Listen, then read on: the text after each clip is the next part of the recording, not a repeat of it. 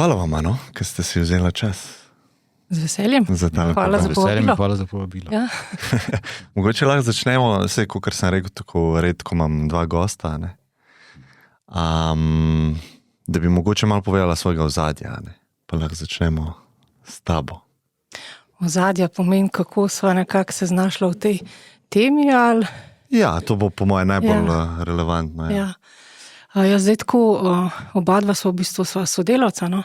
Na pedagoški fakulteti. Zdaj jaz sem svojo študijsko pot tam začela. Primarno me je zanimala matematika, takrat računalništvo nekako še ni bilo, kako bi rekla, toliko niti v domovih, no. Ne, sem relativno pozno stik z računalništvom naredila. Ampak ja, pol matematika, računalništvo, z mislijo, da bom učiteljca matematike, pa se je nekako naravna pot zgodila, da so me po končanem študiju povabili na katedro za računalništvo in sem tam v bistvu začela pol to svojo pot, no. Je že traja kar 20 leti. Zdaj, teme se pa razvijajo. Jaz težko rečem, da sem med študijem veliko slišala o teh temah, ne. Nekako se je pa pol naravno zgodilo to, da je umetna inteligenca nekako toliko posegla v naša življenja, ali pa tudi v izobraževanje. Z neko dostopnostjo se mi je zdelo, da je to nekaj, kar bomo morali nasloviti slej ko prej in ne si zatiskati oči, da to ne obstaja, ne. Tako da ja, pol sva v bistvu nekako je zrasla ideja, da bi midva pa začela pisati knjigo oziroma monografijo o tem, ki bi jo pa bolj ozko oziroma usmerila, no, v izobraževanje in da bi jo nekako namenila prvenstveno v bistvu učiteljem, profesorjem, asistentom, študentom, mogoče nekim tudi dijakom, da bi v bistvu prišli lahko do nekega, kaj ne rečem, znanja, ki bi mogoče malo razblinilo strahove. Ne? In pa mogoče zatiskanje pred očmi tudi do neke mere, no. Ja. Tako, na kratko. Ja, moja zgodba je bila dosti podobna. Jaz sem tudi končal na matematiki, računalništvu na pedagoški fakulteti. Pa Alenka je bila moja asistentka v zadnjem letniku. Pri didaktiki računalništva, to se prav spomnim. Tako da jaz sem pa pol začel sodelovati na raznih teh projektih, ne, v okviru katedre, pa so me pol tudi povabili v nekem trenutku, ne, da bi pač tam nadaljeval. Tako da zdaj bo že koliko, 15 let, ko delam na katedri za računalništvo na pedagoški fakulteti. Zdaj pa te teme so mene že prej zanimale, no, tako tudi nekaj časa sem ta podiplomc študiral na FRIU, tam je predmet umetna inteligenca, mi je zelo všeč, tako da sem se spoznal s temi temami prvič bolj zares tam. Pol so me pa tudi povabili kot asistenta pri predmetu umetna inteligenca, tako da to pa tudi, zdaj mislim, da že 10 let delam. Tako kot je pa rekla Alenka, ko je prišla ta generativna umetna inteligenca, ne, se mi zdi, da smo mi dva zelo tako entuzijastično zraven pristopila, smo šla nekako pogledati, kaj to je, smo pa kar hitro ugotovila, da je to nekaj, kar bi se dalo smiselno uporabiti v izobraževanju, po drugi strani pa, da je treba tudi na pameten način do tega pristopiti, da so nekako neke objektivne prednosti tega, so pa tudi seveda izzivi, ki jih je treba ustrezno nasloviti. In pa so se tudi pogovarjali tako z učitelji, brala članke, nekako so podobno videli. Med učitelji mi je bilo to recimo zanimivo, da eni so bili, se mi zdi, tako kot pri vsaki drugi tehnologiji, ki pride na novo, dosti odklonilni, ene zelo zanimalo, eni niso vedeli, kaj se ne mislijo. Učenci so pa to, se mi zdi, kar hitro nekako zapopadli, pa začeli uporabljati. Mogoče tudi ne na najbolj načine, kot bi si mi želeli, ampak z iskanjem bližnic, ne? Z iskanjem bližnic. Tako da pol sva pa rekla, da bi vidva dala nek svoj prispevek k temu področju, da bi to opisala čim bolj celovito. Tako da bi naslovila na začetku te čist tehnične vidike. Meni se zdi, da to je tudi zelo, zelo pomembno, da vsaj približno nekako vemo, kako zadeve delujejo, no, če jih uporabljamo, ker da ni to nek black box, v katerega pač mi nekaj vpisujemo in ven dobimo, in niti približno se nam sanja, kako to deluje. Tako da sva rekla, da mora biti tudi, sva se pogovarjala, a bi bil to del knjige, in sva potem bila nekako edina, da je to treba tudi nasloviti. Pa seveda izzive in priložnosti, no, tako na kratko. Mi lahko pišete, kakšna je bila vajna izkušnja, ko ste se prvič srečala? Verjetno je bil to produkt ChatGPT? Ja, seveda. 3,5 takrat, to bo leto pa pol nazaj? V bistvu že kar 2 leti bi jaz rekla, ne? Ja, že kar 2 leti. December 2... November 2022, jaz mislim. Ja, takrat, ja. Aha, okej, ja. Tako da zdaj v bistvu že teče 3. leto, ne? Ja, 1 leto mi je ušlo. Kakšen je bil, ker ste že delovala na tem področju pedagoškem, pa kakšen je bil vajna ta prva izkušnja, ko sta to probala, tako malo me zanima, kaj sta mislila, kaj sta, če se spomnite. Ja, moram malo pobrskati po spominu, ampak se mi zdi, da sem v enem momentu tako reflektirala za nazaj, ko sem druge uporabnike, recimo pol, a ne poslušala, sem rekla, pa ja, meni se tudi v bistvu, mogoče čisto prvi korak ni zdel toliko presežen, ne? Ampak sem rekla, jaz sem zmeraj taka, da se mi zdi, da rada raziskujem tehnologijo in ne vržem čisto takoj puške v koruzo, ne? Tako bom rekla. Se mi zdi, da ko sem pa jaz nekako po domače rečeno mogoče ovrgla to, da to zdaj ni iskanje po iskalniku s ključnimi besedami, ampak sem malo bolj vzela to res kot pogovorno. Pa mogoče tudi, ko sem dala priložnost, da se pogovarjam bolj strokovne stvari, kjer lažje zaznavam, ne vem, kaj je nepravilnosti, tako. Se mi je pa že v tistem momentu, no, s 3.5, čeprav se mi zdi zdaj, ko smo šli toliko naprej, da je to še čist nek čist drug nivo, ampak se mi je že takrat zdelo, da ja, da na nekem nivoju nekoga, ki se uči, pač lahko zelo pomaga.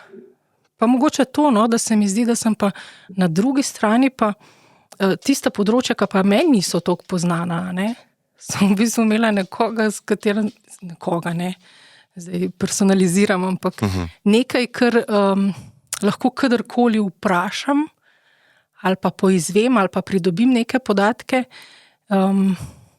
ne da vložim, ne vem, preveliko količino energijo, se pravi, hitreje prihajam do nekih recimo podatkov. Ne.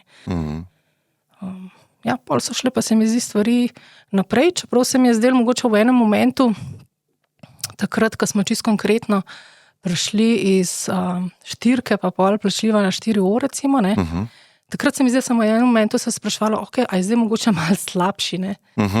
Pa zdaj ne vem, a je bila to moja izkušnja, čeprav se mi zdaj smo to malo se začeli med sabo tudi pogovarjati, tisti, ki smo to testirali in tako da zelo težko rečem, zdaj je bilo kaj na tem, ali ne bil samo tist trigger nekako plačljive licence, pač uporabnike nekako privabiti, pa mogoče kaj več, ne.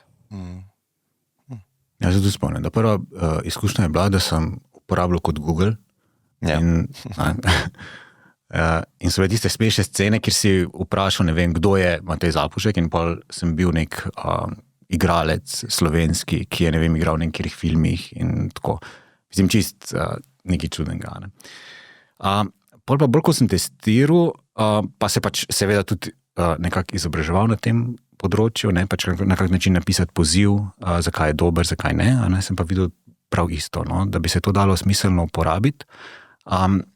Jaz sem ga uporabljal ne sicer pri teh mojih področjih, ki jih relativno poznam in tam se mi zdelo, da nisem kaj dost novega zvedel, ampak na ostalih področjih, ko jih pa nisem poznal, sem pa, ja, lahko na hiter način dobil ene take usmeritve, neke ključne teme, tako sem se lahko malo orientiral po tistem področju, mogoče neke dileme, ki so bi lahko bile pa neka osnova za nadaljno raziskovanje. Tisto se mi je zdelo v redu. In da ga lahko dejansko zelo natančno vprašam, da ni, kot recimo, ko je bilo na Google, kjer si ti napisal ključne besede, našel neke članke in si potem tam pač brskal, zato da si prišel do tiste informacije, tukaj si ga lahko zelo, zelo natančno vprašal. To se mi je zdela tista ključna lastnost, ki bi se jo dobro lahko uporabljal v izobraževalnem procesu. Plus to, da si ga lahko vprašal na ta način, da se je prilagodil tvojemu predznanju. To se mi zelo dobro. Če nisi nič vedel, si mu lahko rekel, ne vem, nekaj mi razloži, tako kot bi, 5-letniku razložil in ti je nekako dobro pojasnil. Ne? Če si pa kaj več vedel, si ga pa lahko tudi pač primerno usmeril. Tako da to se mi je zdel, sem ga nekako že kar takrat videl kot en potencial, da bi lahko bil en tutor, ki bi bil nekako vedno na voljo. Ne? Jo lahko vedno nekako sprašuješ, seveda, pa zatem zavedanjem, da tisti odgovori, ki jih ti dobiš, niso nujno pravilni. Kar je pa, se mi zdi pač tudi ena od recimo izzivov pomanjkljivosti teh orodij. Jaz se tako nasplošno, ker se s tem področjem tudi sam ukvarjam, se mi zdi, da ljudje smo naredili ta preskok iz Googla na recimo ChatGPT in na podoben način uporabljamo, čeprav deluje ta orodja čist drugače. Ja. In ena velikih težav se mi zdi glih to, da mu na suho, v bistvu ga vprašamo nekaj, dobimo odgovor in v ta odgovor zaupamo. Ne? V bistvu ta orodja se mi zdijo pa glih prednost, da mu dam jaz vire. In rečem, na to se osredotoč, potem pa s tem jaz operiram, z nekim zelo hitrim procesorjem, bralcem, razlagalcem, tutorjem. Ne? In se mi zdi, da večina ljudi je še vedno v tem modu operiranja kot Google. Ne? Nekaj ga vprašam in dobim odgovor in to zaupam. Ne? In tukaj prihaja do halucinacij. In se mi zdi, da čistko iz uporabniške izkušnje, ne vem, če so to dobro predstavili, ko so lansirali ChatGPT, dali so tisto vrstico, zgleda kot Google in nekaj dobiš. Ne vem, tukaj bi bilo treba po moje izobraziti ljudi, glih to, kar si ti rekel, kako to sploh deluje, pa zakaj halucinira. Lahko mogoče s tem malo naredimo neko tako osnovo. To je bil v bistvu ta prvi del najne knjige, se mi zdi ravno temu namenjen, da kad človek, če nič ne ve, na kak način so v bistvu zgrajeni ti modeli, na kak način delujejo, pa si tudi težko predstavlja, zakaj halucinira, zakaj recimo vsebuje neke pristranskosti in podobno. Tako da, mislim, da lahko gremo po knjigi, si lahko potem poslušalci bolj natančno preberejo, ampak mi da smo najprej v knjigi predstavljali, kako se računalnik uči. Torej nadzorovano, nenadzorovano in spodbojevano. Pa smo šla do nevronske mreže, neurona, ki je v bistvu računalniški model možganov.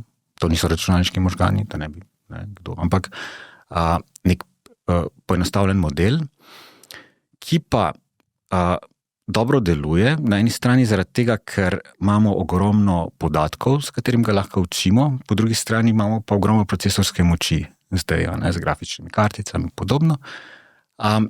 In zdaj ta ogromna nevronska mreža, ki je v ozadju teh velikih jezikovnih modelov, v bistvu dela dvoje. Najprej hoče razumeti naš poziv, s tem, da se usmerja na različne dele tega vhodnega zaporedja, ki ga mi noter opišemo, in iz tega dobi ven kontekst. Potem pa to uporabi kot vhod v drugo nevronsko mrežo, ki pa potem začne odziv sestavljati. In ta odziv je sestavljen iz statističnih relacij, besed, niso res besede, ampak teh skupkov znakov, ki rečemo žetoni, ampak zdaj, če si predstavljamo besede, je čist v redu predstava, ki jih potem zlaga skupaj. In potem reče, glede na to, kar je bil vhodni poziv in kar sem jaz do zdaj naredil, kaj je najbolj smiselno nadaljevanje, glede na to, kar sem se jaz naučil iz teh vhodnih podatkov. Ampak teh vhodnih podatkov je bilo toliko, da si mi težko nekako predstavljamo, kaj je on se v tem procesu učenja videl. Tako da bi lahko rekli, da to je cel internet, recimo. Ne?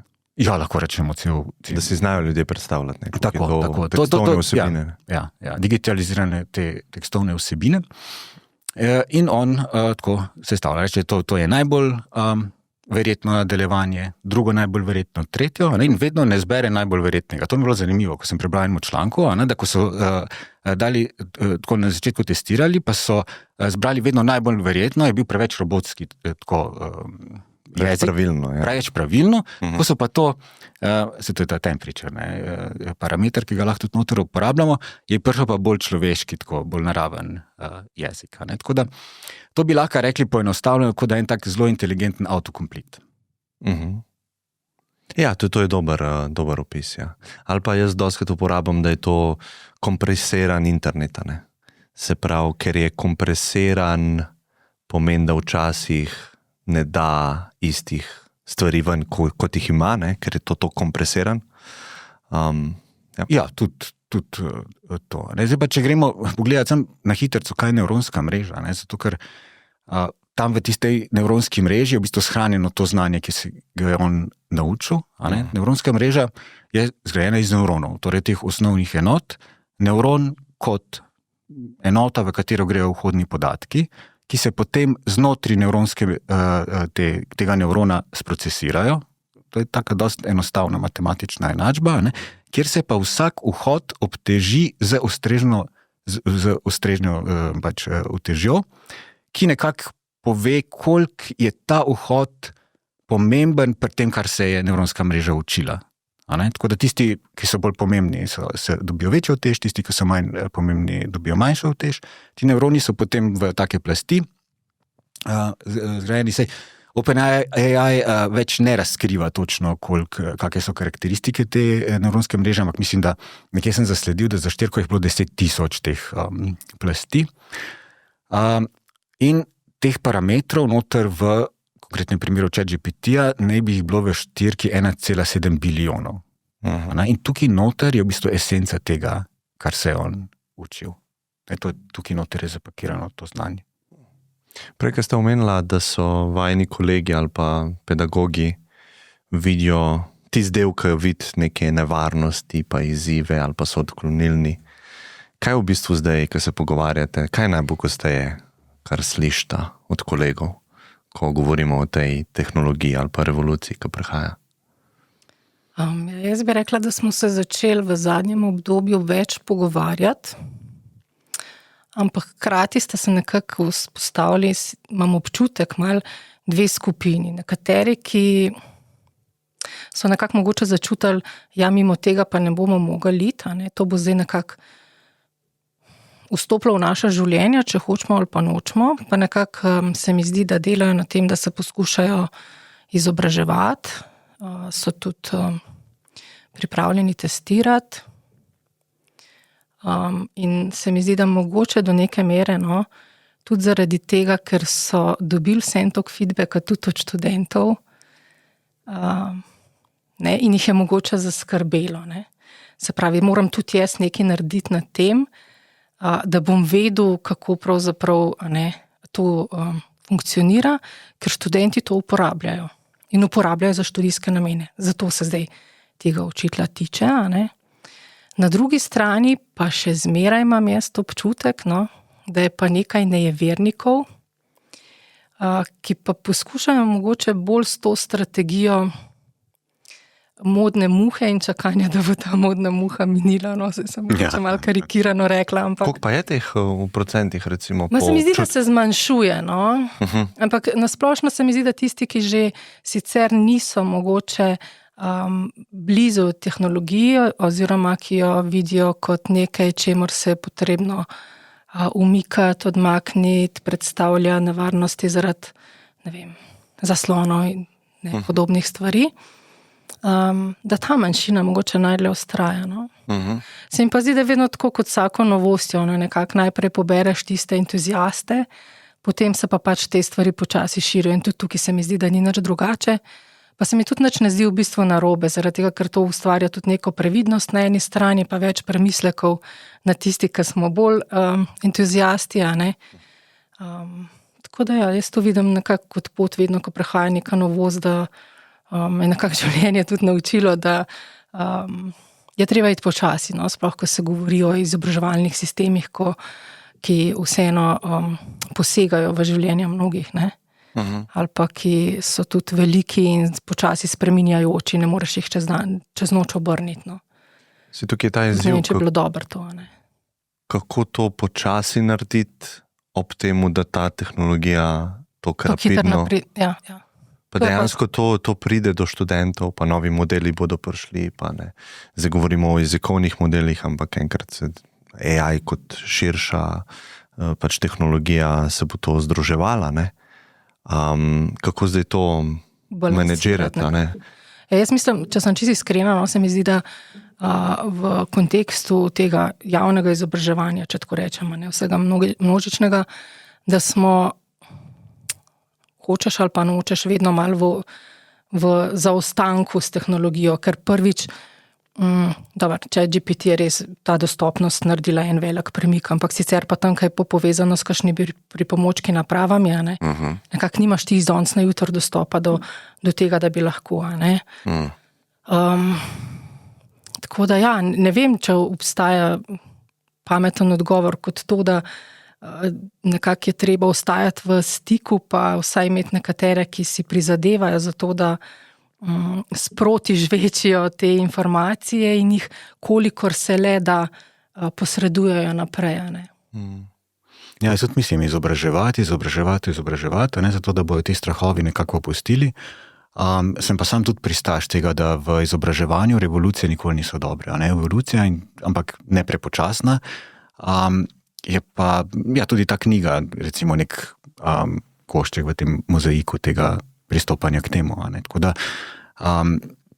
to, drugače pa, če se vrnem nazaj na vprašanje, meni se zdi, da kar dost učiteljev, tudi tako na fakulteti, pa tudi, ko sem bral članke od drugod po svetu, skrbi, da bojo učenci, študenti pač za to tehnologijo goljufali. To je velika bojazen, ker to je, meni se zdi, čist realna skrb, ker te modeli so zelo zmogljivi po eni strani, po drugi strani so pa vsakmu dostopni. In zdaj, če mi ne vzgajamo učencev in ne dajemo kot prvo prednost, da je znanje vrednota, je to lahko kar problematično. Ker če nekdo opravi domačo nalogo, seminarsko nalogo, kakorkoli, na ta način, da jo je zgeneriral z umetno inteligenco, z ChatGPT-jem, dajmo reči, pa tega v bistvu sploh ni razumel, ni kritično premislil, ni analiziral, se ni nič spraševal, pač on je noter napisal, copy-paste in oddal in zato mogoče celo opravil neko obveznost, je to se mi zdi, da je izjemno tako problematično. In tako neustrezno rabo je treba nekako, se mi zdi, da vzgajati in nekako razlagati, zakaj je neprimerna. In kako pa te tehnologije, ki prinašajo ogromno prednosti, pa uporabljati. Torej, na kak način pa je tisti smiseln, s katerim lahko v bistvu še poglobimo znanje, ker to je naš končni cilj. In meni se zdi, da te tehnologije omogočajo, da lahko v recimo isti količini časa nekdo pride do bolj poglobljenega znanja. Ja, znanja. Tako se malo sprašujem, če bi čisto fundamentalno se vprašali, kaj je namen izobraževanja. Ampak tako res fundamentalno. A je to, da ima nekdo znanje? To je zelo, zelo kompleksno vprašanje. Ali, mogoče sam predlog, kako jaz razmišljam, pa jaz sem izstopil iz fakultete, šel sem pač v biznis in tudi iz tega je pač moj odgovor malo izhaja, ne? Ampak a je to, da pripravimo posameznika na svet, v katerem bo živel, da bo ustvarjalen, produktiven in recimo, da bo koristen za ostale okola, ne? Jaz bi nekako rekel, da je to, ne? In zdaj on bo živel v svetu, kjer ima orodja na voljo, ne? In zdaj, a je res bolj pomembno, da ima znanje ali da ima sposobnosti reševati probleme za druge ljudi in sebe, ne? Malo je tako provokativno, ampak tako zdaj vprašanje, kaj mi kot znanje opredelimo, ne? Ker jaz bi rekla, da znanje je povezano s tem, kar si rekel, ne? Se pravi, reševanje problemov, biti ustvarjalen, biti produktiven, ne nazadnje, ne? Da je vse to znanje. Ne? Ker zdaj, če je pa znanje mišljeno zdaj kot faktografsko, recimo, a ne? Tam se mi zdi, da imamo največ mogoče se zapogovarjati. A res rabimo še toliko faktografskega znanja. Ne? Pa tudi tukaj so zdaj mnenja zelo deljena. Koliko ga rabimo za to, da pol lahko smo ustvarjalni in rešujemo probleme in smo produktivni in tako naprej. Ja, tudi mislim, da je tudi od področja, ne? Dost zavisi. Lahko tudi, ja. Drugače pa meni bi bilo kar skrbelo, ne? Da bi jaz reševal probleme s tem, da bi jih dajal v neke black boxe in bi dobival ven odgovore, ne bi vedel, na kak način, ne bi vedel, mislim, a so pravi ali ne, oziroma se ne bi o tem spraševal, recimo, in bi s tem pa nekako operiral. Ne vem, tak nek nelagoden občutek imam v tej misli. Ampak sej trčil bi ob realnost, ne, ker bi rekel, jaz sem rešil problem, to je pa bi poskusil in problem ni bil rešen in nisi ga dobro rešil. Ne.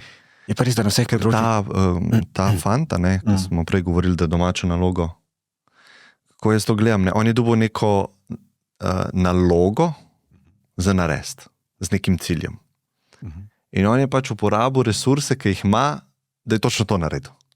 To je res. In on je bil na nek način iznajdljiv ali pa je najdu najkrajšo pot do tega, kar so od njega pričakovali. Ne? Ampak imam konkreten primer. Pokazal, ne? Recimo, jaz poučujem programiranje v prvih letnikih in nam pridejo študenti, ki nimajo ravno veliko predznanja. Tako da mi moramo od nič v bistvu začeti, nekako zgraditi to programersko znanje. Poučujem pa tudi pri enem predmetu v 4. letniku, kjer pa izdelujejo računalniške igre v Unityju.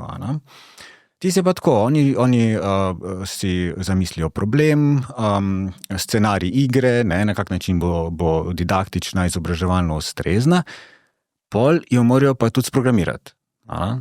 In tam se pa vidi, da če ti noter napišeš v ChatGPT, hočem, da mi narediš to in to in to, dobiš kodo, ki sicer zelo dobro zgleda, ampak ko jo kopiraš v Unity ne dela.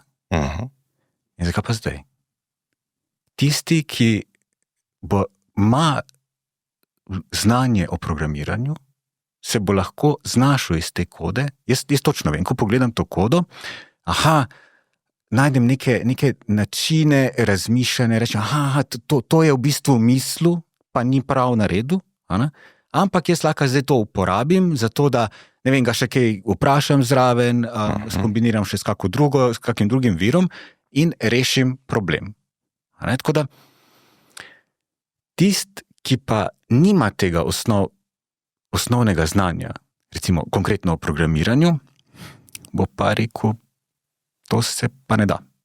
Tukaj mislim, da vseeno človek rabi. Pa tudi, ko se pogovarjaš z kakimi strokovnjaki, zdaj smo imeli en pogovor, pa je bila ena pravnica in je rekla, ChatGPT zelo dober dela, jaz ne vem, jaz nisem pravnik, zato ne morem soditi, ampak zelo dober dela, ampak šele jaz ga lahko tako pametno uporabim, ker imam toliko znanja o pravu, da vem, kaj je tisto, kar je dobro, tisto, kar pač ni in lahko pol filtriram. Je pa tak človek, ki bi pa samo to uporabljal, pa ne bi imel tega širšega pogleda. Tega se jaz bojim. No. Vse to se strinjam. Samo vprašanje je mogoče, koliko časa je še do tega, ko bo koda boljša napisana, kot bi jo lahko katerikoli drug človek. Ne? Če rečeva res, da je 10 let greva naprej. Ne? Pa vdava v ChatGPT noter, želim to igrco. Ne? Kje človek jo bo lahko boljš popravil, ne? S tem rapidnim razvojem, ki se dogaja. Ne? Ampak glede na to, na kak način zdaj delujejo, recimo, če študent da noter, da mu ne napiše, ne vem, Flappy Bird, to bo tako, kot mora biti, v kjeremkoli programskem jeziku, on bo noter, pa bo.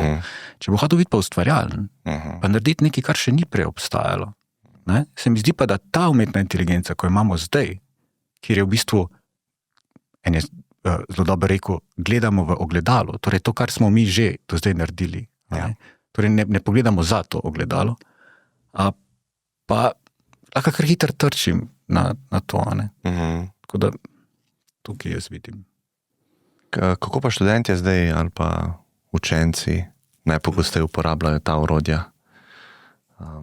Jaz moram reči, da sem pa malo obrnila to filozofijo dela s študenti, ne povsod. Ker se mi zdi, da spet ne moram iti to lid, ne.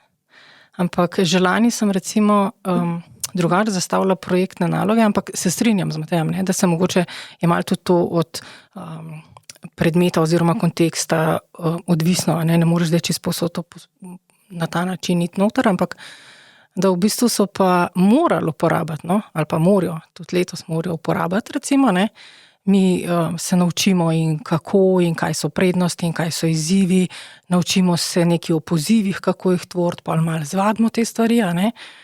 Ampak pol pa morajo te zadeve uporabiti, zdaj konkretno oni pač morajo pripraviti neko učno uro, ne, z vsemi temi elementi, ki jo mora imeti, ne, učno pripravo in tako.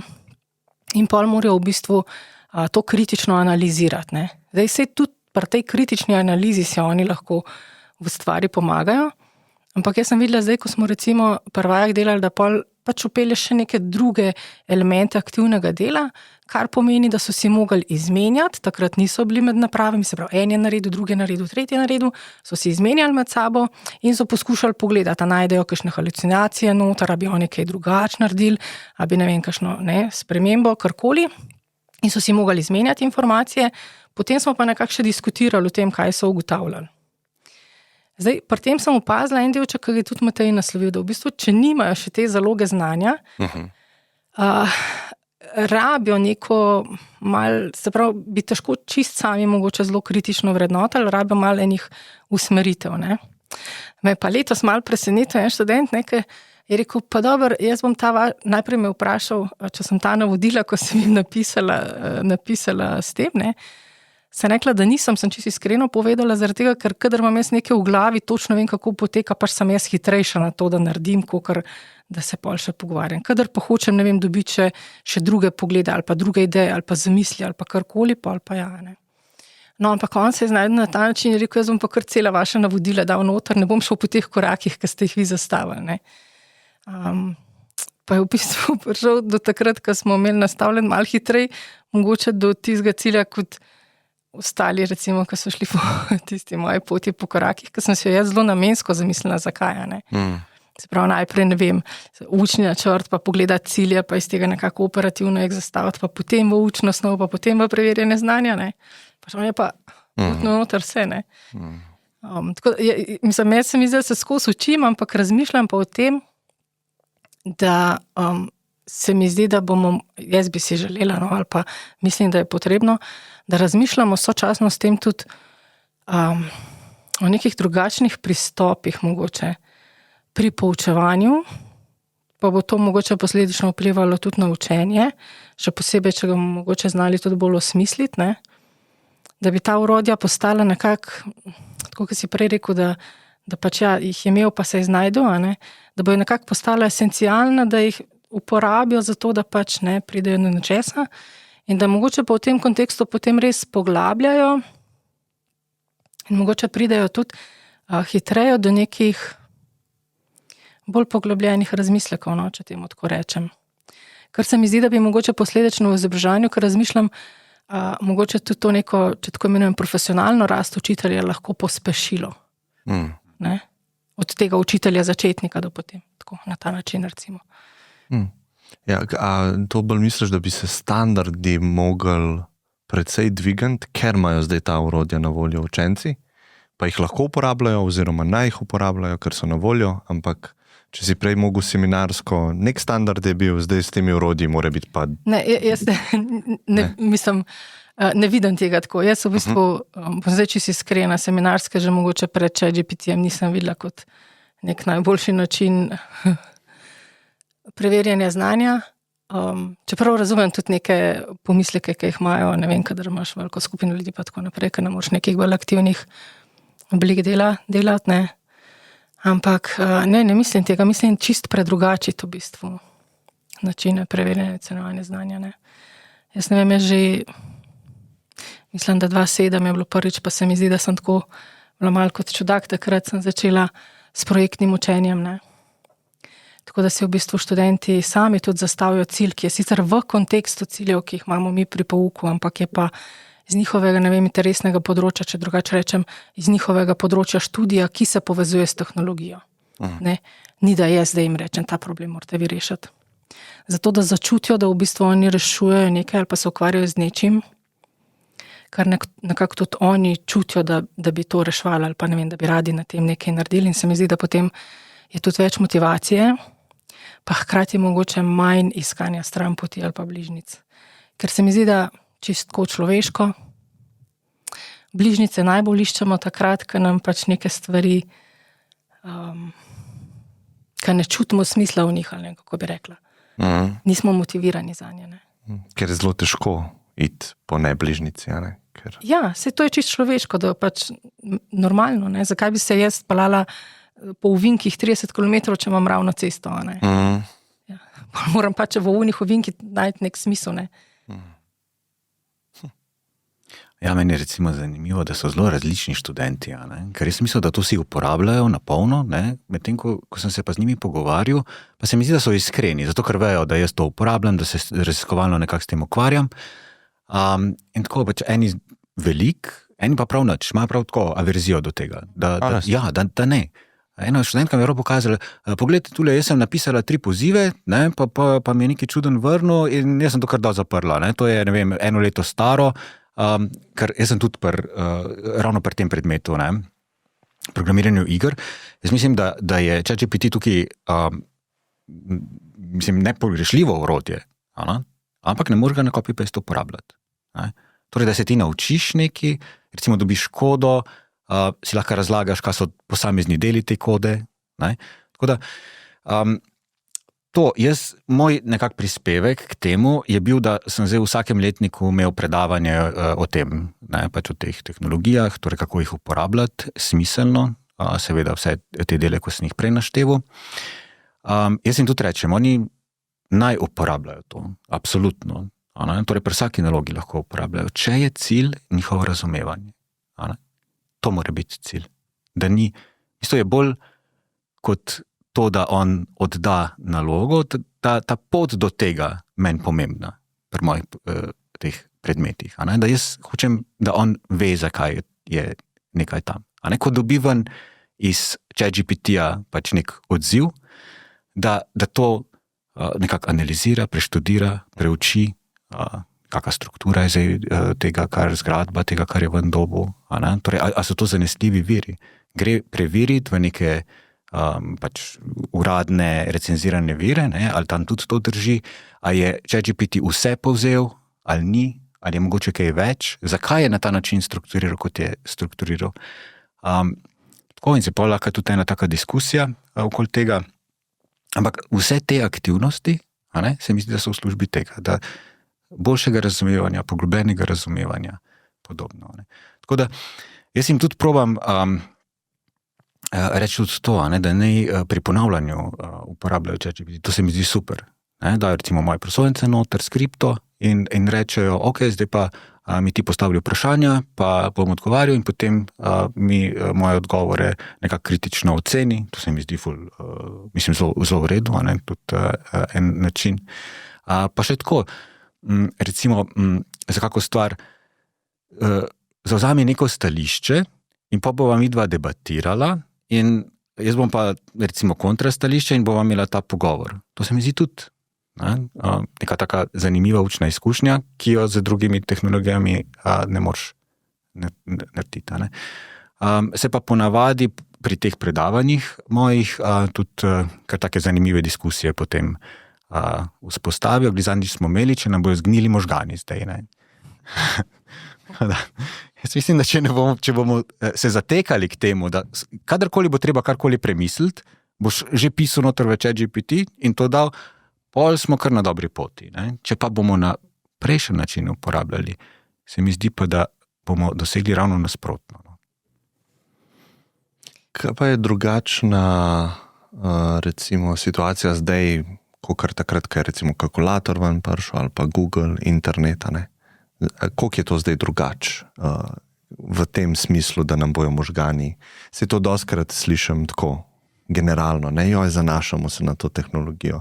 Kaj pa če takrat, ko ne bo delala, pa nimam navigacije? Mislim, to je prvo, bil sem po celem svetu, zdaj je že internet prisposod. Če ne dela, se tudi znajdeš, a ne. Tako da jaz ful ne vidim toliko teh nevarnosti, a ne. Razen dopaminske nevarnosti v zvezi s tehnologijo, a ne. Se pravi to, da imaš nenehen, konstanten zaston dostop do dopamina, a ne. Z nekimi vsebinami, a ne. Ja, to je prav gotovo problem. Ja. Recimo kalkulator, ki je prišel ven, ljudje so rekli, noben več ne bo. To je bilo tudi s knjigo, a ne. Ampak Knjiga kalkulator postala se mi zdi- dostopna, je bilo zelo podobno, ne. Ja. Zdaj bo pa kar, a ne, vsi bomo brali, pa ne bomo več imeli tega človeškega stika, ne bomo se pogovarjali, ko bomo vsi v te To, ki knjige so gledali, ne. tiskarski stroji. Ja, ne, ko so knjige prišle. Mislim, imamo, a ne, v zgodovini veliko teh nekih mejnikov, pa danes si pa želimo, da bi otroci brali, ne. Čeprav meni se zdi kalkulator vsaj malo drugačen. Pač No, saj- kalkulator, ko ti noter napišeš, ti si v bistvu že razmislil. Ne? Recimo, če študiraš nek matematični problem, mi smo študirali matematiko, tam ni bilo dosti števil, pol več, a ne? Pač, ampak na nekem drugem abstraktnem nivoju smo to mogli početi. Medtem ko tukaj pa lahko rečem, naredi mi, ne vem, primerjavo med tem pa tem, ne vem, tako. In ti bo on to zgeneriral. Namesto tebe bo mislil. Kalkulator ti je samo olajšal to, da si lahko zračunal hitreje. Tukaj pa lahko tako ga uporabljaš tako sem prej rekel, da vedno, kadar bi mogel nekaj razmisliti, se zanašaš na to, ker rečeš, dobro, če GPT je toliko stvari videl, da ziher bolj ve kot jaz, meni se zdi, da to je napačna smer. Ampak če greva v realni svet, ne, se pravi, greva iz izobraževalnega sistema v realni svet, če jaz to v podjetju naredim, pa operiram s temi podatki, pa naredim napako, jo bom jaz plačal. Ja, to je. Pač se mi zdi, da tukaj je razlika, ne. Če bojo vsi to uporabljali, bo tisti, ki bo sposoben to pogledati, pa prevetriti, pa kritično analizirati, pa popraviti, pa ga boljš usmerjati, ta bo zmagal v realnem svetu nad tem, ki bo neko analizo naredil in se kar zanašal na to. Ne? Ja, ne, čisto povsod, ne. Ne? Pri nas mogoče malo manj, ne. Ko učitelje danes pač čaka služba, ko dobijo papir, pa brez papirja tudi, ne. Kako to misliš? Nisem čisto razumel. A ne, v biznisu je drugače pač. V biznisu pač ti moraš, mislim, te bo hiter stalo nečesa, če boš to, ne. Pri nas pa, ko mi izobrazimo študenta, zdaj tudi, če on mogoče se vozi po teh bližnjicah, a ne, na koncu dneva, se pravim, s papirjem ali pa celo brez, a ne, ga bo iz danes na jutri čakala služba. Služba, ki bo, ne, za NDČ. In ta učitelj bo imel stik z generacijami in generacijami otrok, ne. Meni se mi zdi, da ni, mislim, se tudi tam in ampak se mi zdi, ko gre za naše otroke, da mi je še toliko bolj mar, da si pa želim. Ne. Vedno se tudi vprašam, ko je kakšen, ko bi rekla, kakšna taka mejna situacija, a bi nekje, ne, šel študent naprej z nečim ali ne, a ne. Se vedno vprašam, a bo to res tisti minimum, ki bo dovolj za to, da bo pol generacije in generacije otrok, ne. Šle čez njega, če tako malo karikiram, ne. Ampak tukaj v tem, v tem biznisu ni čist tako kot mogoče v tem poslovnem svetu, a ne. In se mi zdi, da moramo mogoče na tem nivoju biti še malo bolj previdni. Ja, ker ko pa enkrat nekako učitelj je na šoli, ga te, kako bi rekla, ni teh varovalk, no, uspešen ali pa neuspešen. Ne. Lahko sicer, ne vem, ga ravnatelj spremlja, lahko, ne vem, starši skačajo, ampak lih toliko mogoče dramatičnih posledic, ki so zelo hitro v biznisu, jih pa tukaj ni, ne. Zato, no, bi jaz mogoče na tem področju bila še bolj, kako bi rekla, previdna, no, do neke mere. Ti si želel še nekaj glede te tematike? Ja, samo to sem hotel reči, da se zelo strinjam s tem, a ne, da se mi zdi, da ta poslovni svet kar hiter naredi, ne, pač in se strinjam s to poanto. Enega primera sem se spomnil zdaj, ne, pač študenti hodijo na pedagoško prakso, kjer spremljajo pouk in pol morajo napisati refleksijo o tem. Ne.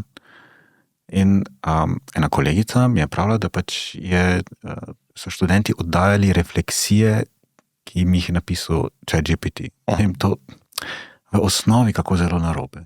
Ne? Torej, da bi ti razmislil o tem, kaj se je dogajalo pri pouku, si prepustil ChatGPT-ju. To se mi zdi, da so te primeri. Ne? Ampak hkrati, da ne bom jaz preveč tako negativen izpadel, se mi zdi, da se ga pa da izkoristiti absolutno za zelo v veliko podporo, ne, pač izobraževalnemu procesu, ampak na odgovoren način, ne, kjer je točno nekako so ti moralni, etični standardi jasni in kaj je končni cilj. Se mi pa zdi, to sem še hotela dati, ena pot do tega, kar se zdaj pogovarjamo, jaz vidim ravno to, kar mi oba nekako že skozi tudi naslavljava, da smo mi, ki, ne vem, smo pedagogi, da smo odprti do tega, tudi študenti, ne? Da meni se zdi pomembno, da komuniciramo z njimi o tem, ker ravno skozi to se mi zdi, da jim dajemo priložnost, da oni vidijo, kateri so tisti smiselni načini, kje pa mogoče je treba eno varovalko potegniti, ali pa kje pa je mogoče treba vse narediti en drugi premislek, ja ali ne. Ja, jaz mislim, da dosti teh stvari bi mogoče samo odgovornost rešila, zato ker velike debate zdaj o tehnologiji, pa o teh orodjih, ampak se mi zdi, zato ker taka uporablja to tehnologijo, ni prevzel odgovornosti. Če nekdo odda refleksijo, ker je nekaj nesmiselno, pa izmišljeno, pa nisi vzel časa, ni nobene težave v orodju, ampak to odgovornost sam mora posameznik nositi, ker, ne vem, mi izobražujemo posameznike za naslednjih 40-50 let. Nove tehnologije bo prišle, ne? In če on ne bo imel odgovornosti, bomo vedno naleteli na isti problem.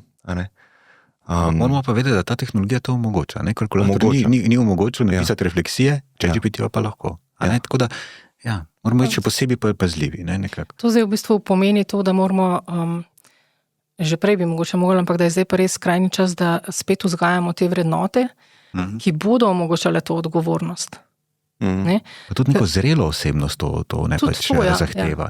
Ampak prej, ko smo rekli, sej, ali pa, kaj si rekel, Klemen, sej, če naredijo, jaz čutim tudi kot v svojem poklicu odgovornost, da če bomo mi na koncu študentu dali papir, da je on postal učitelj matematike in računalništva, naprimer, tudi jaz moram svoj del odgovornosti sprejeti, ne sem to on, da se je naučil, ampak jaz jo tudi pri sebi čutim, jaz to rečem, to je deljena odgovornost, Jaz sem zato tam, da vam, ne vem, poskušam odpirati poti, pokazati, kako vam, ne vem, dajati feedback ali kakorkoli, to je moj del odgovornosti, Pol je pa tudi študentov del, ampak jaz se vidim soodgovorno pri tem, Ti moš verjetno preveriti tega človeka na dosti dober način, da ne more golfati, da ga spustiš naprej. Da pač on res poseduje to neko znanje v tistem širšem pomenu besede, se pravi, da on zdaj, če drugače pogledamo, pomeni, da bo znal reševati probleme, ki se bodo pojavljali v razredu, da bo znal voditi učence, da bo znal, ne vem, z njimi, ne vem, jih poučevati, če tako rečemo, in to moram jaz preveriti, jaz se čutim odgovorno, da to preverim, Zdaj smo veliko o izzivih govorili, kaj pa recimo vidite res kot ene prednosti te tehnologije za šolski sistem ali pa izobraževalni sistem nasplošno, pa kako vidite recimo naslednjih 10 let, kam grejo lahko ta orodja, pa kako bi se upeljevala lahko v izobraževalni sistem lahko. Ja, jaz, tako sem že prej rekel, jaz vidim to najbolj kot nek personaliziran tutor. To se mi zdi največja moč teh orodij, ker si lahko jaz razlagam na osnovi svojega predznanja, trenutnega razumevanja, tudi pač stvari in da lahko zelo fokusirano, natančno sprašujem. A ne? To se mi zdi izjemna moč tega orodja. Zdaj, za 10-20 let naprej, to je zmeri zelo... Ne, dajmo 10-20, je kar že je zelo science fiction. Ja. Govoriti, To pomeni 5-krat več, kot smo zdaj od 3.5 doživeli. Ne? Ja, nikoli ne veš, lahko je Ja, pa eksponentno je lahko. Ja, pa še eksponentno. Ja. Ne vem, jaz mislim, tako neke dinamične učne poti, personalizacija učnega procesa, ki bi bil nekako povezan s tem, z nekimi interesi učenca, njegovimi kognitivnimi značilnostmi, torej tempo učenja bi se lahko bolj prilagajal. Kaj takega, potem pa tudi neka učna gradiva, ki bi omogočala mogoče neko čist tako virtualno realnost, kjer bi ti si dal očala gor in bi se, to že malo obstaja, recimo pogovoril z Napoleonom, pa bi ga tako, ko se mi pogovarjamo, vprašal o teh vojnah in vsem, tako da nekaj takega, se mi zdi, recimo simulacija, neka bogatena resničnost, take stvari, tako, to se mi zdi, da mi lahko. Ja, jaz mislim, da je ta poanta personalizacije, o kateri smo že veliko dlje govorili, pa mogoče v praksi bila težje izvedljiva, zaradi načinov, kako pač izobražujemo. In da to je zagotovo en prostor, kjer imamo pa zdaj z vidika tehnologije vse, kar mogoče za to rabimo. Tisto, kar jaz vidim pri tem še je to, ta dostopnost, ki lahko povečuje motivacijo ali pa angažiranost tistega, ki se bo učil. Zaradi tega, ker zdaj si rabo, nekoga, ali da ti je doma, mama, tata razložil, ali da si imel učitelja, ki si ga lahko vprašal, ali da si imel, na ulici sošolca ali pa vrstnika ali pa nekoga, ki si ga lahko vprašal. Velik del časa si pa lahko rekel, pač itak ne morem. Ali pa v knjigi ni zame, recimo, na nekem nivoju, ki bi jaz lahko razumel. In bo to mogoče priložnost, da pokliče več učencev. Jaz si ful želim to, da bi poklicali več otrok ali pa učencev, poklicali v smislu, da bi začutili to neko potrebo po raziskovanju, ne vem, kako ne rečem, radovednost, da me stvari zanimajo. Če se malo odmaknem od tega znanja, ki ga včasih tako pojmujemo kot kopičenje nečesa. Ampak da se mogoče lahko ne zdaj fokusiram samo v, tisto matematiko za 6. razred, pa tisto slovenščino za 6. razred, ker tam sem pa to moram. Ampak če me zanima, fizika, ki je šele v 8. razredu, lahko jaz raziskujem in imam nekoga, s komer se lahko to pogovarjam. To se mi zdi, in ta dostopnost se mi zdi še en moment, ki da zelo veliko zraven te mogoče personalizacije.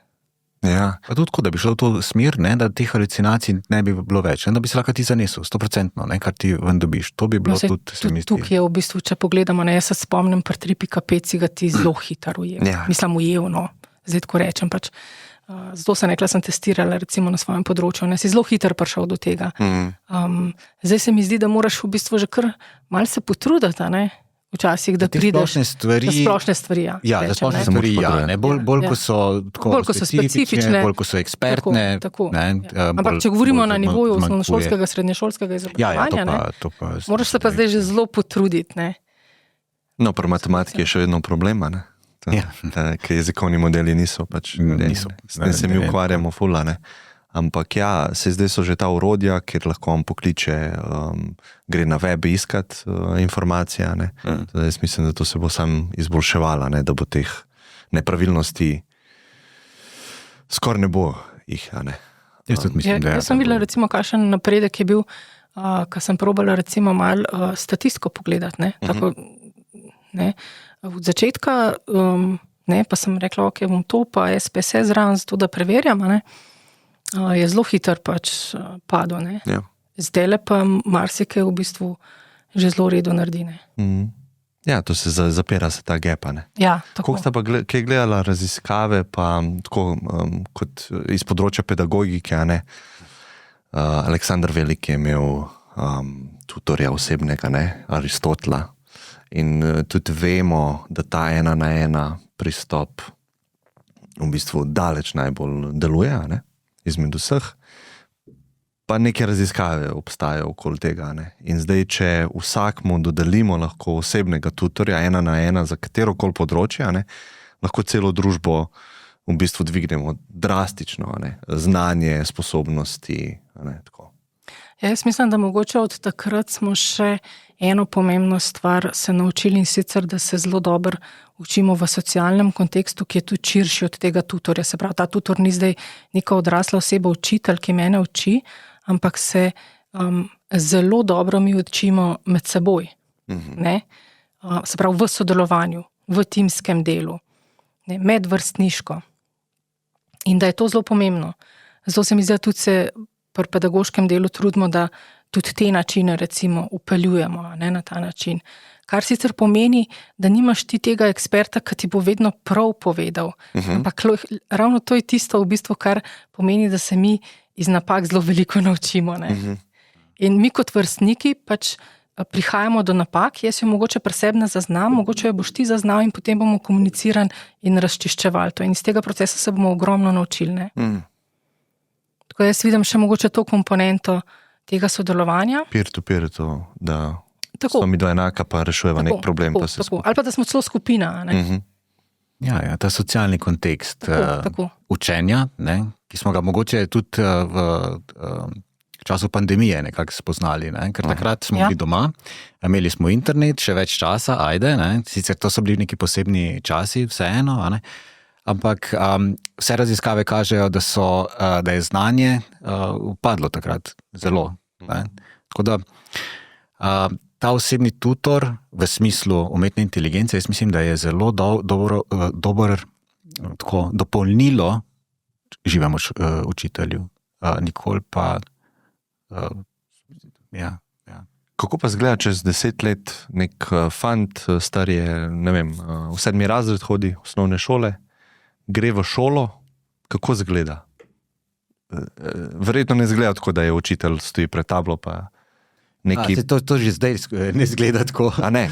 Mislim, naj ne bi izgledalo tako. A ne? Ker bi si želeli, da ne bi tako izgledalo. Več povedati, ker neki vse ve in naliva znanje v glave učencev, se mi zdi, da je že preživet koncept.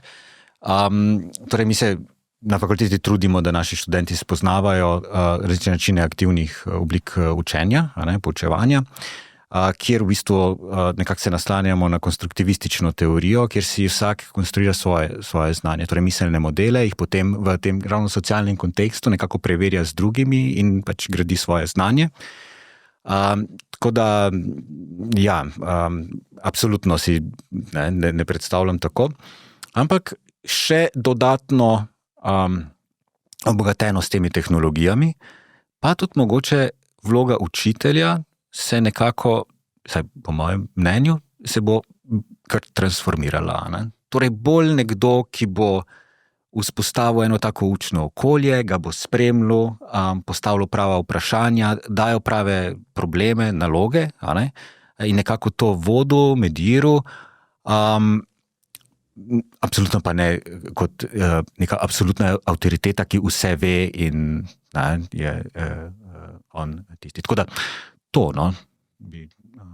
Ampak kako izgleda taka učilnica? To so mize, pa imamo skupine, pa imamo AI na sredini mize, ali tako, malo me zanima, kakšno ima ta vizijo, no? Kako bi jo skicirali na papir? Recimo, kako bi res gledala učilnica, ne, čez 10-15 let? Jaz si ravno to predstavljam. Ja. Se pravi, da nimamo zdaj več klopi, kjer sedijo v vrstah podrejeni učenci in katedra, kjer stoji vsemogočni učitelj, ampak da je učitelj med učenci, med skupinami učencev.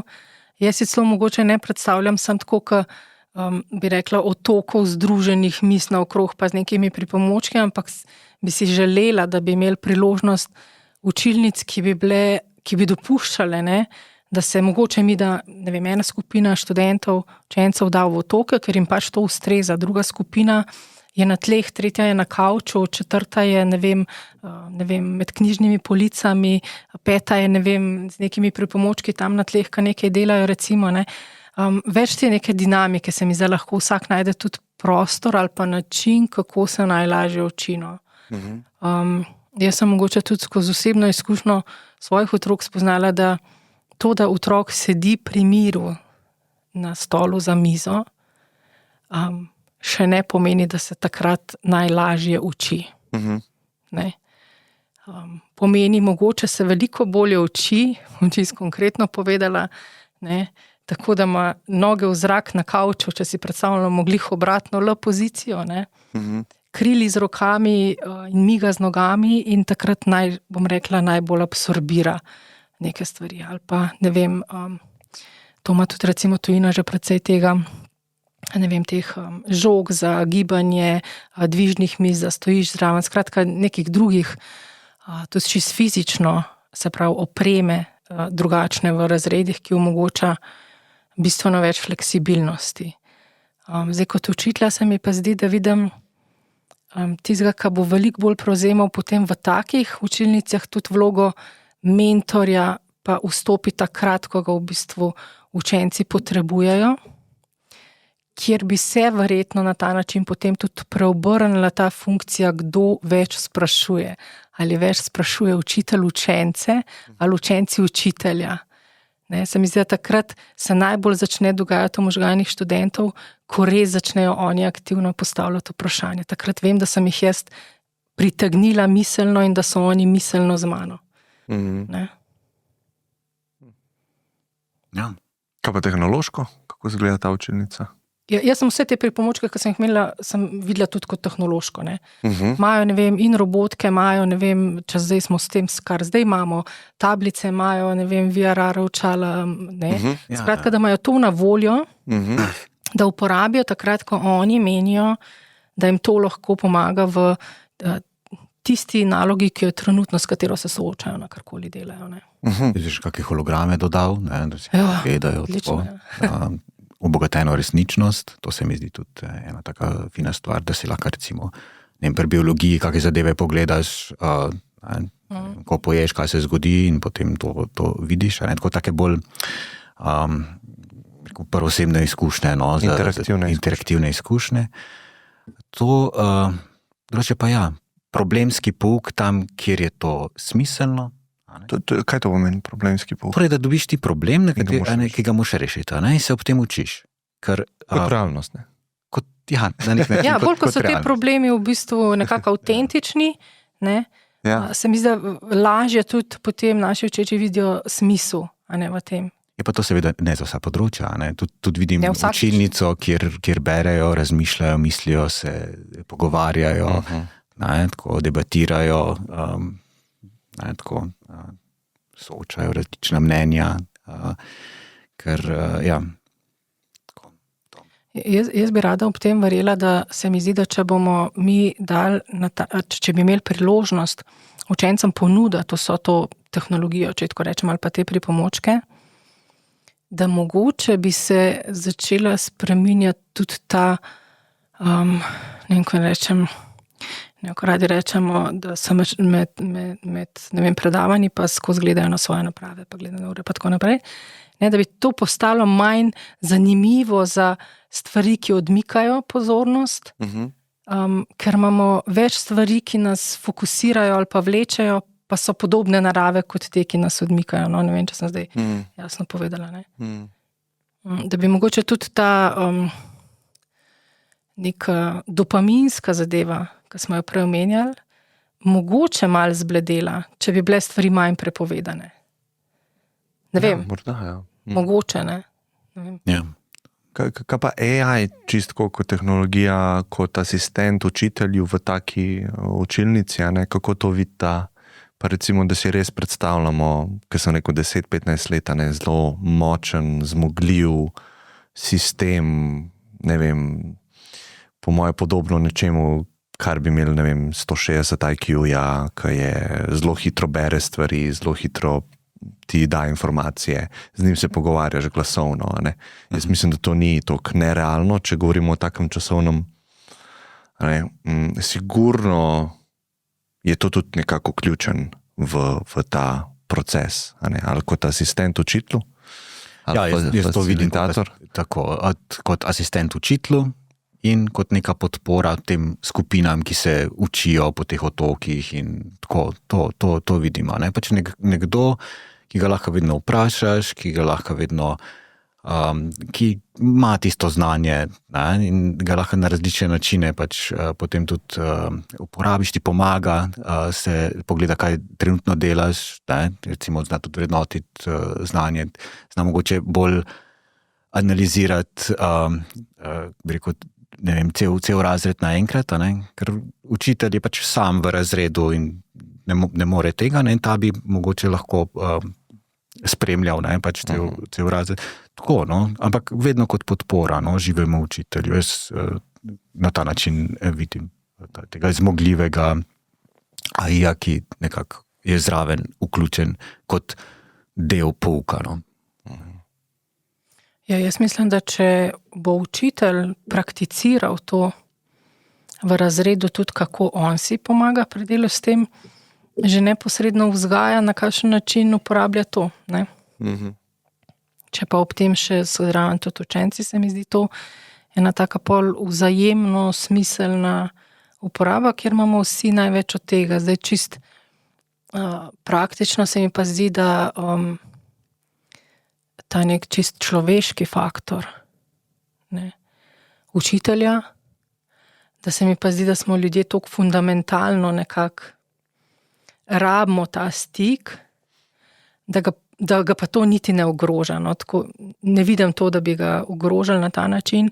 Se mi zdi, da celo učitelj se bo mogoče lahko bolj fokusiral ali pa posvečal tem človeškim faktorjem, ne vem, ali čustveno-emotivnim podpori ali čemorkoli, zato, ker bo imel še, ne vem, tako, kaj imate lepo rekel, pač enega pomočnika zraven. Da pa zato ne bo zgodbu, se mi zdi, te človeške vloge, ki jo ima. Da mogoče lahko tudi celo, včasih radi rečemo, da nekako je treba delati tudi na neki te odnosni kompetenci, in da se bo lahko mogoče bolj posvetil temu, ker se bo manj ukvarjal z nekimi drugimi stvarmi. Pa bo dal temu pomočniku so administracijo za narediti, pa bo imel več časa se ukvarjati z poučevanjem.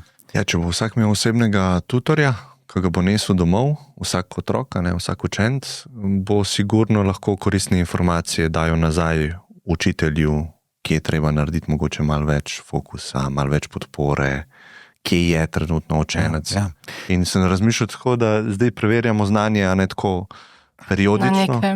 To je v bistvu konstantno preverjanje znanja, ker tekom učenja bo AI zelo dobro razumel, kje se nahaja v znanju učenec, in mogoče ne bo potrebno preverjati znanja, ker bo skozi imel puls, bo skozi držal pulsa. Se mi zdi pa, da je to zelo tako nehvaležno napovedovati prihodnost, tako da bomo videli, kaj bo. Jaz se spomnim na internetu, kar smo govorili, tako da bomo videli, kako se bo ujemalo. Tako. Spomnim tistih filmov iz leta 85, kaj bo leta 2020, pa pol. Vidiš, kaj je. Ampak, ja. Jaz mislim, da smo glede podatkov, mogoče, vsaj pri nas bi rekla, še precej konzervativni.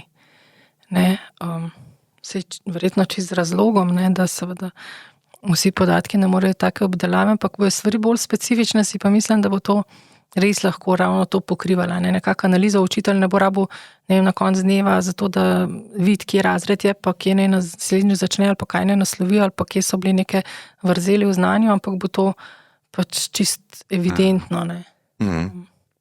Je pa to povezano z ogromno količino tudi dost osebnih podatkov, če to rečem učencem, in tukaj bomo mogli nekako, se mi zdi, tudi začeti razmišljati o enih dogovorih, koliko podatkov in na kakšen način se lahko delijo s temi sistemi.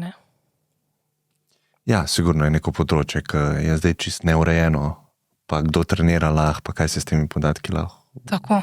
Kako se lahko uporablja, ampak ja, veliko kompleksnosti bomo mogli razrešiti zelo hitro. Ja, ampak sej to, da nas to nekako pošlje v to, v bistvu pomeni, da nas premakne iz cone udobja in da začnemo o tem razmišljati. Dokler pač ni potrebno, ne, smo ljudje radi v coni udobja, pa se odmikamo od tega, tako da se mi zdi tudi, bo treba pač neke sistemske rešitve mogoče na tej ravni začeti o njih razmišljati, se pogovarjati o njih, jih naslavljati, ne. Taka narativa glede tehnologije je taka zelo zadnja leta sploh, taka pesimistična, taka ljudi je straha, ne. Saj tukaj so zelo dobri razlogi za to, ker te naprave so res prežemajo življenja mladih in ne vemo zares, kakšne so dolgotrajne posledice na možgane, ki se še razvijajo s temi dopaminskimi stimulansi. Ampak se mi zdi, da vsem tako to je neizogibno, kar se mi zdaj pogovarjamo, po moje, ta tehnologija bo prišla v vse pore družbe. In vidim pa, da imajo ljudje tako zelo odklonilen odnos do tega, zaradi tega, ker je to še več tehnologije pa zaslonov. Ne. Kaj lahko tukaj kaj rečemo, ne. Ker to se mi zdi, da je zelo močno v družbi in tudi te, ki bojo poslušali. Verjetno jim je bilo to poglavje, ne, pa oni zdaj predlagajo še več zaslonov, pa holograme, pa virtualno resničnost. Otroci rabijo naravo, pa tako ne. Seveda jo rabijo. Ja. Sej, dejansko jo rabijo. Meni se zdi, da so te tehnologije prinašajo preveč prednosti, da jih ne bi izkoristili v izobraževalnem procesu. In se mi zdi, da je treba mogoče nasloviti tisto dopaminsko rabo, ne, ko smo na družabnih omrežjih ali pa da se to omeji, da ta smiselna uporaba, pa če ti omogoča nekaj, kar ti druge tehnologije ne omogočajo, oziroma drugi načini ne omogočajo, se mi zdi, da je ključno nekako, da jih spoznajo, ampak tukaj spet, kot je rekla Alenka, ne, tukaj se mi zdi, da morajo biti neke sistemske rešitve, ki morajo prihajati tudi zgori, ki bojo nekako regulirale vse to. Kaj pa bi bil primer? Recimo regulacijo od zgoraj, ne?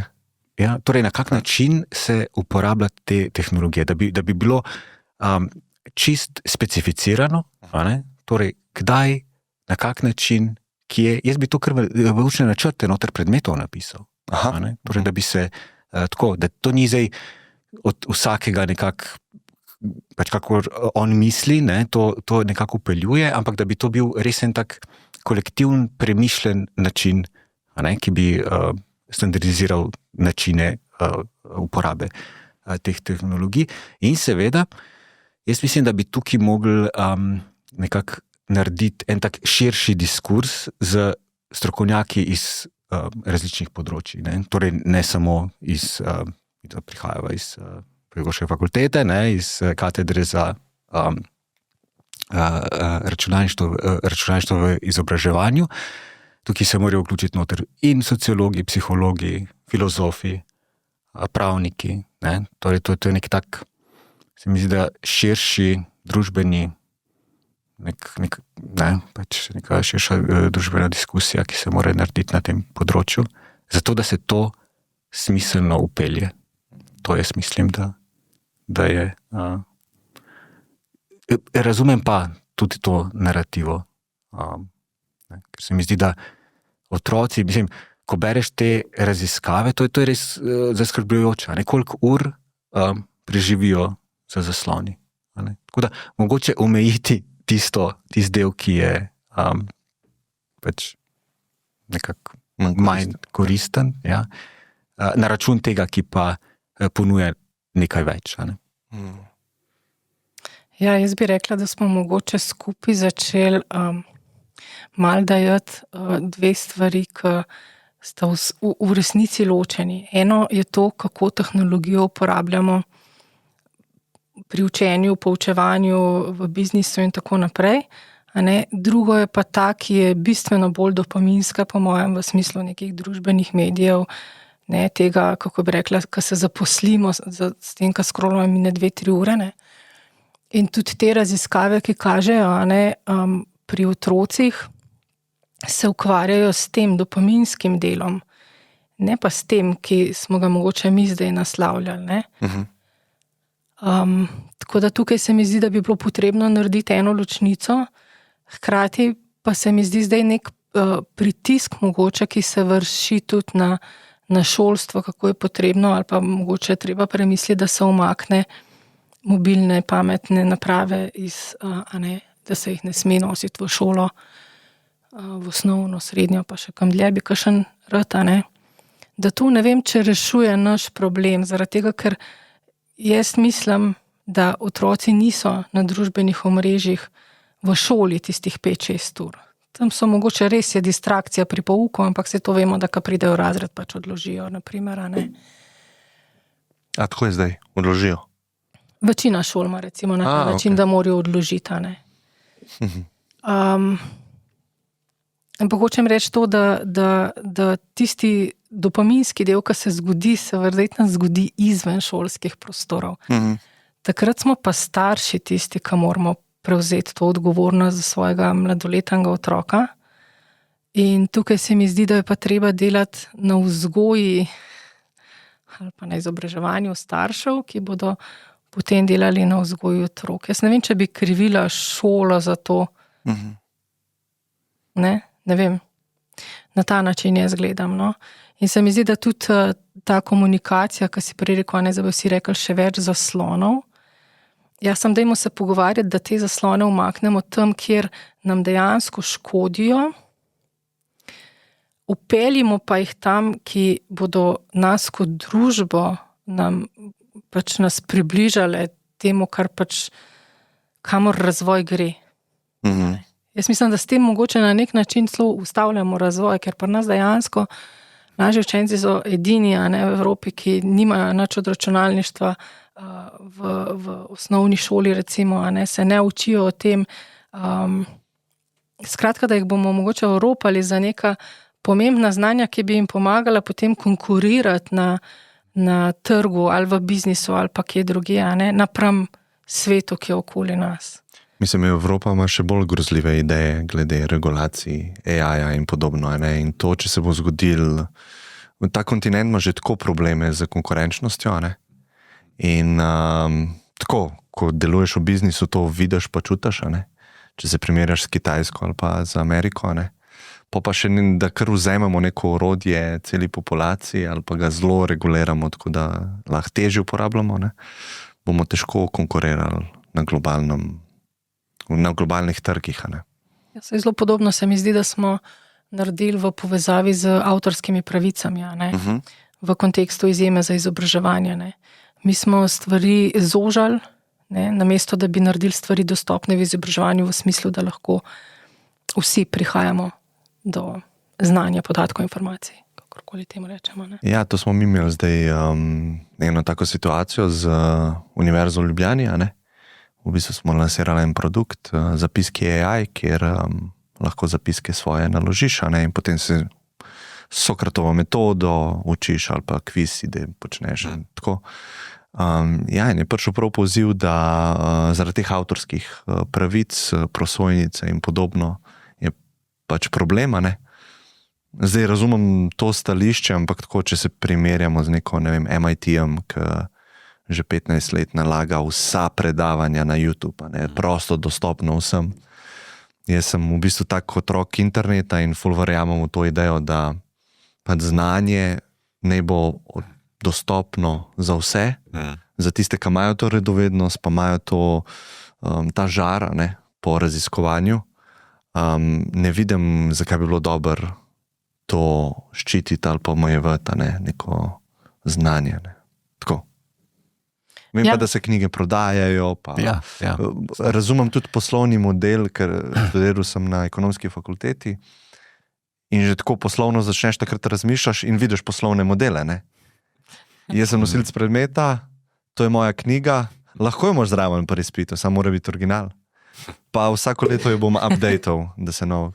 In pa se mi zdi tako malo, ker imamo javno šolstvo, pa to skupaj, pa en tretji pride, pa ne sme, Tako, ne strinjam se s tem nekako pogledov. Tujina že veliko dlje, se mi zdi pa veliko bolj dela na teh tako imenovanih odprtih izobraževalnih virih, ne.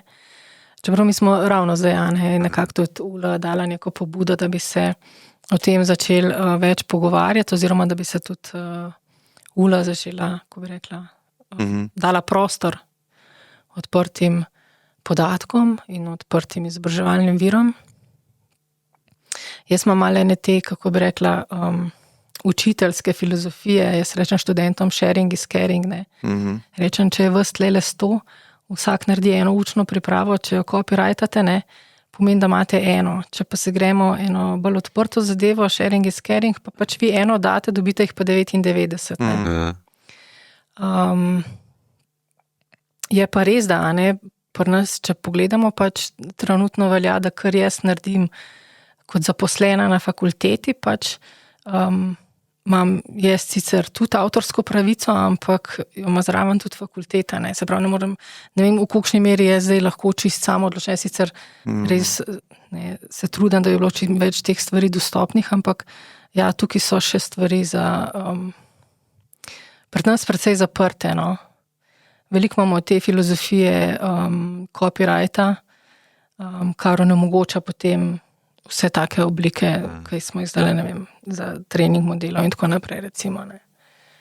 Je to bo veliko debat okoli tega, ker te AI modeli želijo podatke, zato da ne halucinirajo in zdaj bo pač problem, kaj se sme oddajati, kaj se ne sme, a obstaja lahko neka platforma, kjer si te zapiske delimo med sabo, ne. Ne vem, če bosta hotela pač povedati svoje mnenje, ampak tako razmišljam, če je šolstvo javno, pa mi vsi plačujemo v bistvu ta sistem, zakaj ta sistem pol ne bi delil teh virov? Tega ne razumem čist. Kako vidva gledate na to, lahko pa preskočimo tudi. Mislim, jaz ne vem, če sta ta dva pojma javno, pa potem avtorsko pravo glih čist zaenačiti, ne. Ker tudi, če je nekaj javno, je lahko avtorsko zaščiteno, ne.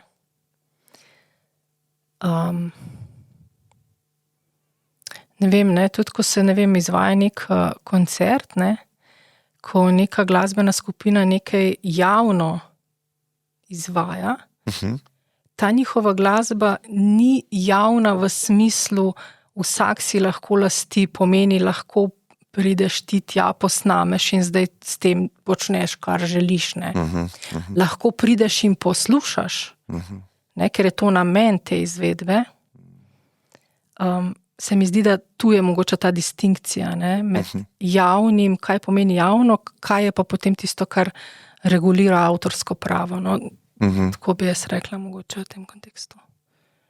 Ja, jaz bi rekel, da se Alenka zelo tudi v svojem delu ukvarja z avtorskimi pravicami, tako da tukaj se jaz ne čutim toliko močnega, no, da bi zdaj, jaz tudi ne morem to z vidika prava povedati. Nekaj relevantnega povedal, ampak drugače pa razumem ta pomislek, no, ja. Jaz mislim, da bo treba mogoče narediti en premislek, zakaj imamo točno potrebo, da si lastimo, ne, to, kar si preomenil, ne vem. Zakaj, če grem nase, ne, zakaj imam potrebo, da si lastim, ne vem, neke prosojnice, ki jih naredim za svoje študente, ne. Kot profesorca? Recimo. Ja.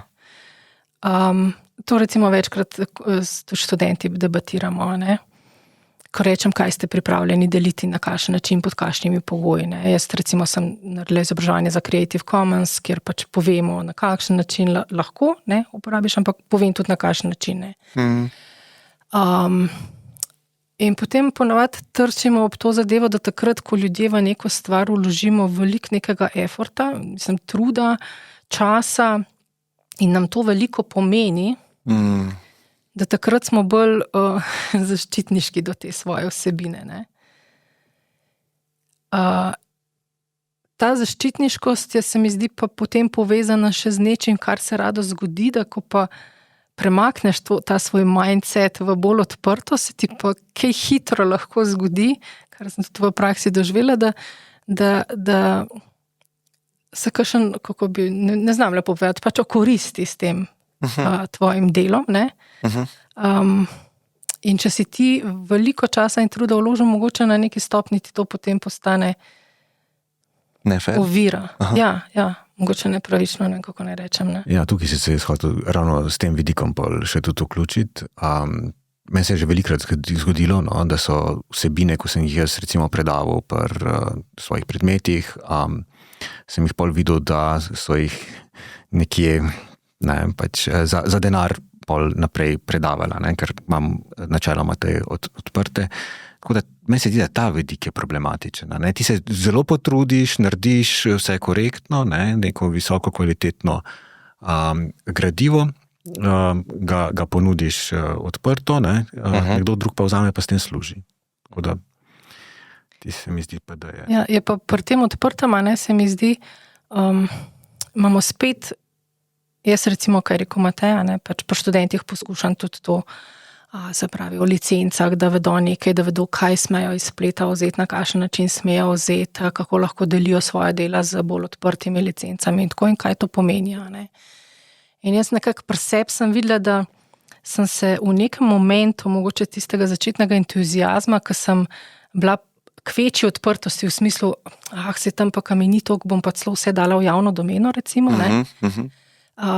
Sem šla zdaj v to filozofijo, jaz recimo rečem, večino moje gradivo je by NC SA, recimo, ne. To pomeni, da vi lahko to uporabite, kakor čete, ne.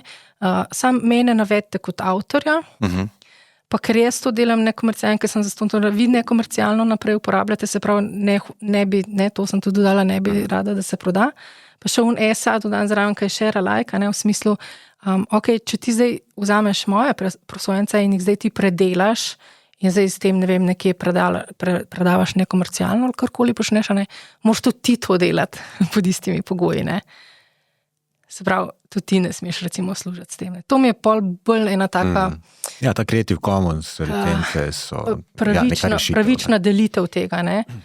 Se pravi, nimam pa rada, da nekdo se kar vzame pa se podpiše kot avtor. To pa nekako nimam ful rada, no.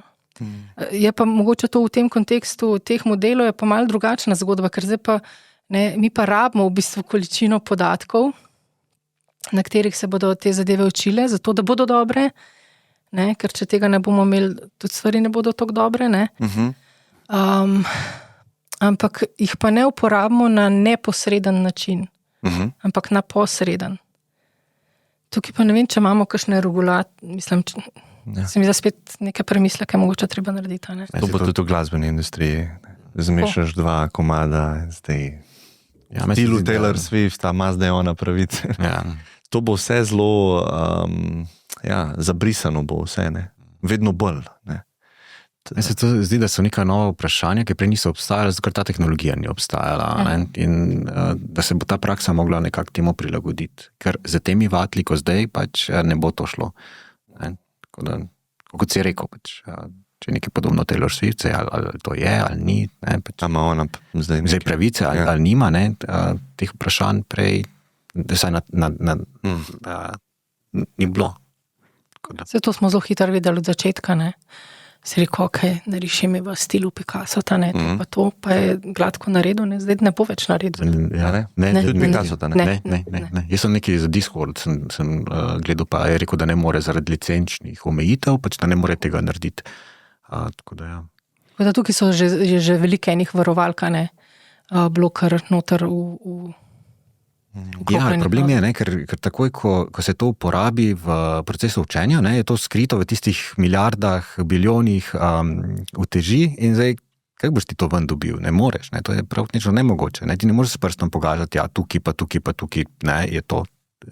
In ko enkrat noter je noter, ne, če na novo treniraš, brez tistega boš samo na ta način lahko ven izvzameš. Tako da, Ja, noter je, samo je premešano. Ne? In zdaj, je premešano, ne? Ampak je na osnovi tizga, ne? Je tam ne moreš pa dokazati, da je. Ne moreš dokazati, da je, ne moreš ven izločiti, ne moreš s prstom pokazati, ampak čisto novo vprašanje.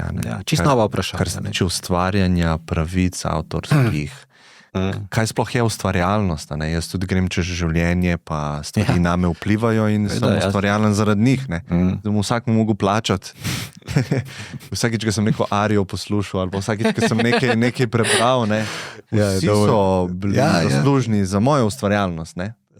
Zdaj pa jaz sem ustvarjalen in dam štempel gor, to pa zdaj nobene smerne. Tako sem bolj razmišljal. Sploh, ker je javno šolstvo, ne, tukaj se mi pol mal, kako to zaščititi, ne, da je smiselno. Ne. In ja, verjetno se bojo pravniki s tem ukvarjali, pa sodniki, a ne, naslednja leta. Ja. Mogoče še eno tako, vedno sem hotel nekoga, ki se ukvarja s pedagogiko, vprašati malo temu motnjah pozornosti pri otrocih. Vem, da to ni čisto vajno področje, ampak vse me zanima mnenje vajno. Zdaj nekako taka spet narativa, da je tega vedno več, včasih tega ni bilo, otroci ne morejo sedeti, prej smo omenjali, ne, posedemo jih, zdaj se ti uči in ne morejo, ne zmorejo.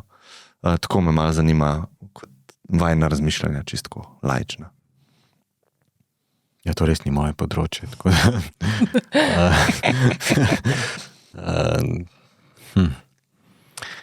Zdaj konkretno vprašanje, kaj te točno zanima, kako zdaj pri temu pristopiti? Ali... Vi učite učitelje, ne? Mi učimo učitelje, ja. In a je kaj o tej tematiki? Seveda, mi imamo na pedagoški fakulteti ljudi, ne, ki prav učijo o tem, tako da jaz res ne bi... Okay. Nimam toliko znanja, da bi lahko kaj pametnega povedal in nekako... Ja. Ja, jaz lahko sem čist laično, tako kot imam jaz svoje izkušnjo z otroki. Smo dali veliko zvezdic na to.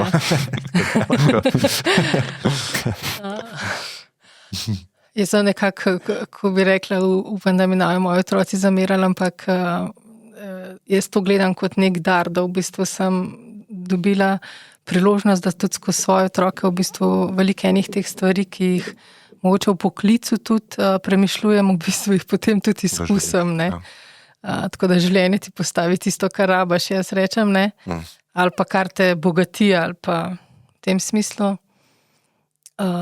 Zdaj ne bi si upala reči več ali manj, ker se mi zdi, da do neke mere je tudi to, koliko zaznavamo, na kakšen način zaznavamo, koliko imamo tega, ampak to bodo strokovnjaki bolj vedeli. Drugo, kar pa je, se mi pa zdi, da tudi tukaj jaz razmišljam iz tega, kar sem že prej rekla kot primera, ne, razmišljati, kako pač ponuditi takmu otroku ali učencu pač, da bo to lahko izkoristil kot prednost in ne, da to zanj ne bo ovira, ne, se pravi, ne ga tiščim na stol in hočem, da je pri miru, če pač ima to potrebo po gibanju. Pri tej pozornosti se mi pa zdi, da je, ne vem, spet laično iz svojega primera, ful pomembno, da otrok se ukvarja, komot ukvarja s stvarjo, pa je ful časa pozoren pa koncentriran, ko ga stvari zanimajo in vidi in čuti smisel. Ne? Zdaj pa, koliko pa rabimo tistih drugih, ko je pa treba to presmerjati, tam pa vsem bi postila strokovnjakom, kako se tam tega recimo lotiti. Ne, ne vem, če sem se dotaknila malo tega, ampak... Ja, sej, razumem čisto. Ja, hvala vam, no, ker sta se danes oglasila. Z veseljem. Ja, z veseljem. Hvala za povabilo. Ja, bodite dobro. Enako. Čau.